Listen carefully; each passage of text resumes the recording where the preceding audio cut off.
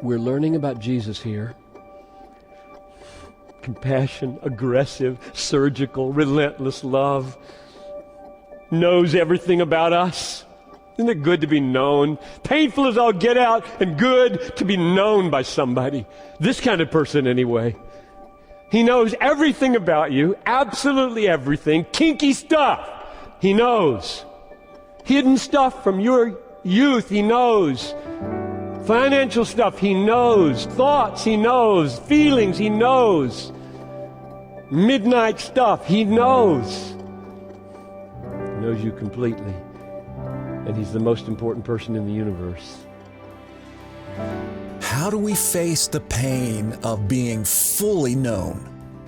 In this episode of Light and Truth, John Piper turns to John 4:16-19 to explore how Jesus' surgical grace reveals our thirst and satisfies our deepest longings with His relentless love. This sermon was originally delivered at Bethlehem Baptist Church on June 21st, 2009. There is something true about the Bible that is also true about the Gospel of John. The Bible aims to help you know God and help you know yourself. And the Gospel of John, and this story in particular about the woman at the well, aims to help you know Christ and to help you know yourself, especially as you are revealed in this woman's condition. This is not mainly a text about how we imitate Jesus.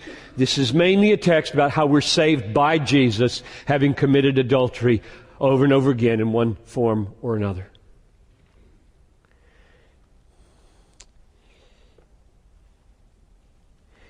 It's encouraging to me that when I am revealed, when I am laid bare by a text in the Bible, and this one in particular, I am being laid bare, my heart is being exposed to myself and to God in order that I might know Him better. So even self-knowledge is about God knowledge. Even the exposure of ourselves is about the exposure of Christ to ourselves, because if we don't know the depths of our own hardness, we won't know how we're excluding Him from there, which He was, big time. But if we could be exposed, if we could be laid bare, if the sword could cut to the division of bone and marrow, there would be places for water. Living water, which she couldn't drink. She didn't have a clue. She was so locked up. So if you feel yourself laid bare tonight, and I hope you do, know this is good news. This is good surgery. There are places where the water wants to go. Deep, deep, deep satisfactions this water wants to bring that sin has so hardened over, so locked up, that you can't know Him the way He wants to be known. You can't enjoy Him and drink from Him the way He wants to be enjoyed.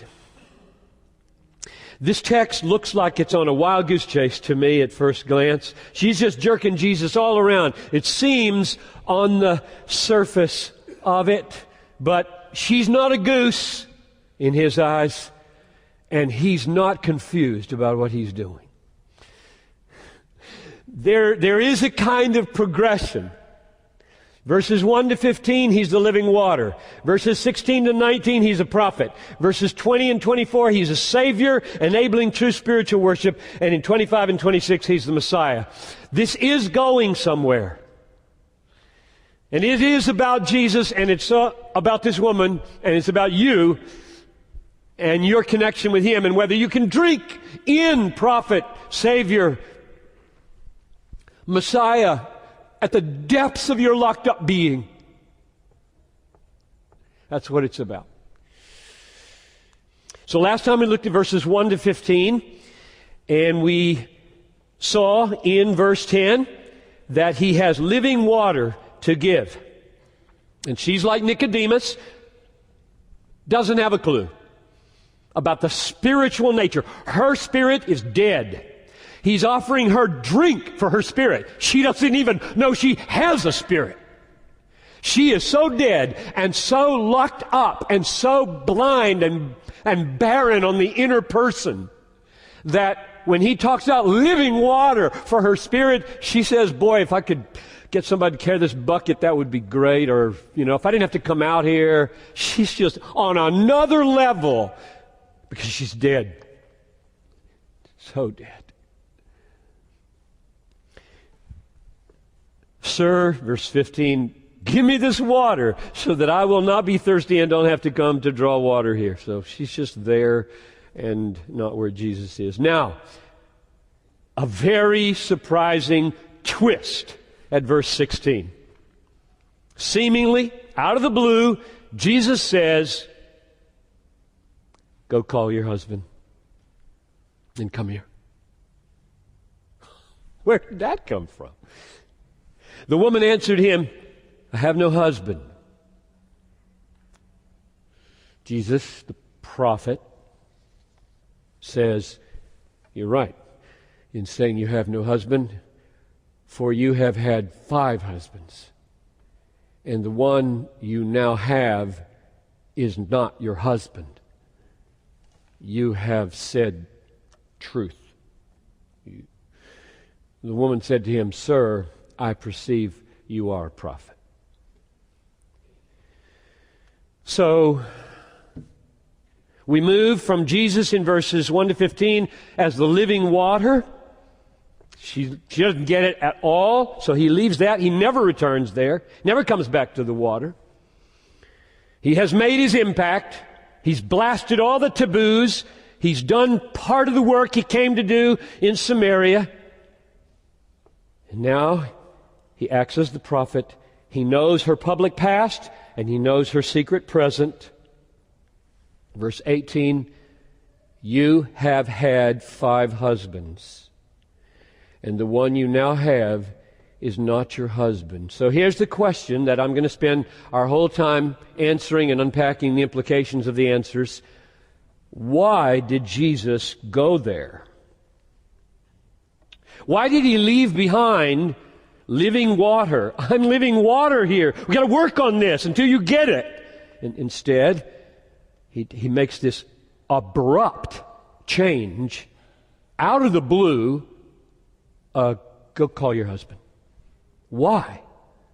Why did he go there?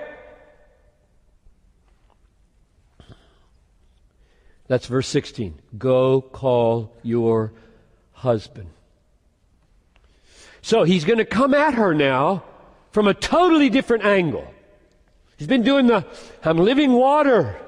If you knew the one who is talking to you, you'd ask me for water. I'd satisfy your souls. It would become a well in you, living up to everlasting satisfaction. Blank. Nothing. Why don't you go get your husband? And he knows exactly what's going on with the husband. So, here's what I'm going to do. I'm asking, are there clues in the verses here, 16 to 19, that tell me why he did this? What he's up to? What is he trying to do with her, to her, for her? What's going on with this question? So, I've got 4 of these. Clue number 1. Very obscure, remote, maybe not even true. But I'm going to try it on you anyway, because it jumped out at me. It won't jump out at you, probably, because of English isn't going to help as much here. The word here, H-E-R-E, at the end, near the end of verse 15, and at the end of verse 16, verse 15, give me this water, she says, so that I will not be thirsty or have to come here to draw water. Doesn't jump out, just there. Verse 16, go call your husband and come here. Now, as I'm reading this in the Greek, this jumps out. Because this word is not typical. It's the only two places in the gospel where it occurs. Here. I mean, that's a simple word. In English, it occurs about a dozen times. But these two words, only here. This word, only here twice. So jumped out at me. It's like, is it intended to jump out at me? It did. Did you mean it to do that? Maybe if I knew Greek better, he wouldn't. So what might that signify? That it jumped out at me that way? Could Jesus be hearing her say, if you could give me something that would keep me from having to come here every day at noon, I'd like that a lot. Why wouldn't you want to come here? I mean, is it all about the heavy water bucket, like I said? Is it all about the work? Or is it something about everybody comes here? All the women come here. And maybe she's coming at broad noon when you don't carry heavy loads because the rest of them come at sunset so you can avoid them. Because they talk. 5 failed marriages. That's a high number. Living with a man, and they know it, and don't want to come here. I don't even like to show up. I would like to just die. That's what I would like. Or maybe he makes her go get the water. Maybe she only is attracted to men who beat her up. Maybe.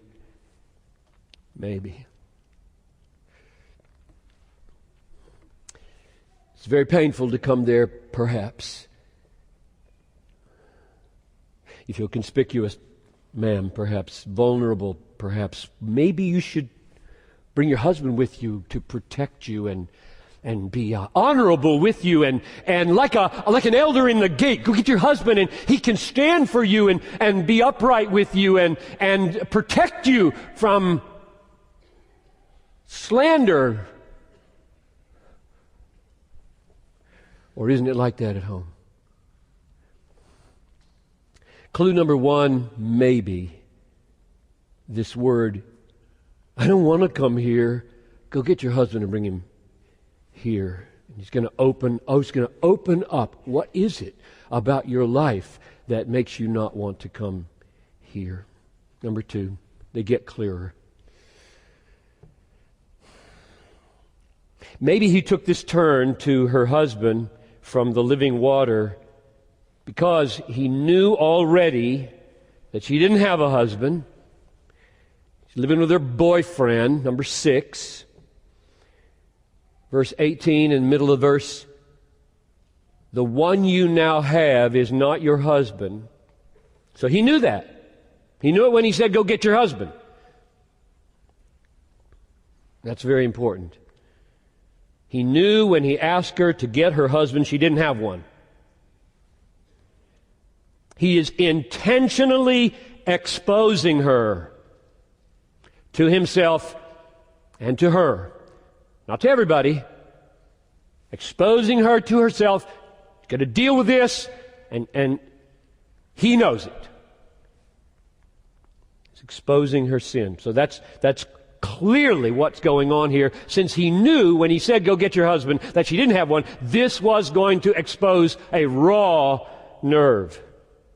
So he's moving inside. He is forcing her to deal with the inside, the secret places where the living water couldn't go yet. He had offered it. Living water can only be drunk by the heart. You can't drink living water with your mouth. She only deals with externals. It's hard and painful and wounded and dead inside. And he's offering her water for this, and she can't even imagine that there is a water for this. And so he's going in. He will not stay on the outside. That's what he'll do with you. He will not have externalism. He will push through your fakery, your posing, your hypocrisy. He will push in until He touches every single raw, secret nerve of your life. He knows you. He's going to her inner life. That's what He's doing here. Do you recall, I wonder, chapter 3, verse 20, where He said this, "Everyone who does wicked things hates the light and does not come to the light, lest its deeds should be exposed." Does that illumine this text, or what? Everyone who practices wicked things hates the light and does not come to the light, lest his works should be exposed. She cannot open herself to the living water because her inner life is locked up with sin and deceit and pain and dirt and shame from 5 failed marriages. Jesus knows her blindness and her hardness to her inner spiritual life. Living water can't go in, and it's all been compounded by serial sex. Years and years of sexual and relational sin. So He's intentionally exposing her inner life. And God means to have this woman as a worshiper. You know anybody been through 5 marriages? Do you despair of them? Don't. He didn't. Amazing. See, in her present condition, she doesn't have a living spirit. She's dead, she's hard, she's blind, and He understands that totally. He understood it with Nicodemus, He understands it with us. It's who we are, apart from the power of grace. He will not stay on the outside. He's going to press in. Clue number 3. So the second clue was that He said, "Go get your husband," when He knew already she didn't have one, and therefore we know He's exposing her. That's clue number 2. Now here's number 3. Jesus took the turn He did from living water to go get your husband, and there's no follow-through on this. He exposes her sin in verse 17 and 18. "You are right in saying, 'I have no husband,' for you have had 5 husbands, and the one you now have is not your husband." And then in verse 19, "Sir, I perceive that you're a prophet." And then she changes the subject to worship, and they never come back to the husband. Ever. They never come back to adultery. It's over. It's gone. That's significant to me. What it says to me is that He didn't bring this up for closure. I'm going to get this straight here. I'm going to get the facts right. I'm going to get all the details out. I'm going to get some real good conviction of sin here and condemnation. And it was brought up. It was exposed. The nerve was touched. She switches, and He goes with her. That's where we're going to go next week to see, what did He do? Why did He do that? Why did He let it go? Don't let it go. It's important. And He lets it go.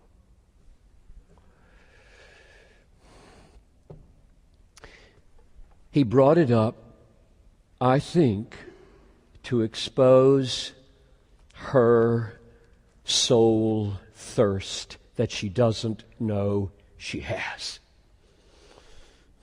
He has offered her living water.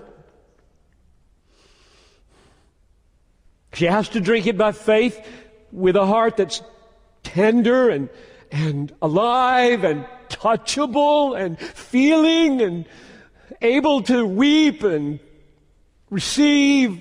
It's dead. Just so locked up, dead. And he wants her to have this water.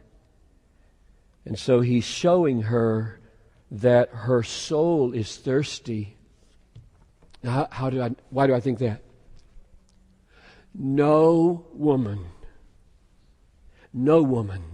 goes through 5 sexual relationships with 6 men, 5 of whom are her husband, and then another one, without either starting desperately thirsty or ending desperately thirsty. No woman. Women are not made to do serial sex. Men feel like they are. They're not either. Women don't even feel it. That's not why I am a sexual being. To go after one lover, after another lover, after another lover, after another lover. This is a sign either that she begins with a cavernous need that she thinks only men can meet, or these men are not finding in her what they want, and they're dropping her time after time after time, so that at the end she must be totally devastated that she's been thrown out 5 times. One or the other, she's left with a huge wound, a huge deadness, because she can't afford to feel anymore. She's been hurt too many times. I cannot feel anymore. I just do it. Some kind of bondage and slavery that drives her now.